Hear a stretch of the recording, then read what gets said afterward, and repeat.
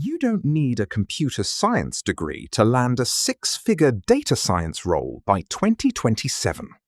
While most people waste years on academic theory, we've perfected a 6-month roadmap centered on Python mastery and recruitment-focused coaching. Stop studying and start transitioning. This is how you bridge the gap today. Begin with critical thinking and problem solving. That's the core of the job, not the coding. Then layer in data cleaning and preparation, because real-world data is messy, and most of the actual work is getting it usable. From there, add statistics and probability, and basic data visualization, so you can actually explain what the numbers mean.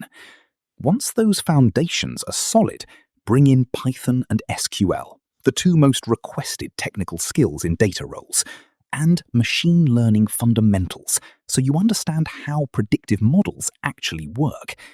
You don't need to master all of this on day one. You need to build it in order.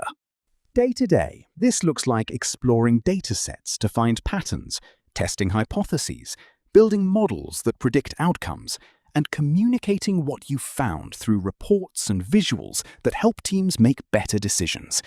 It's less about writing perfect code and more about answering real business questions with data.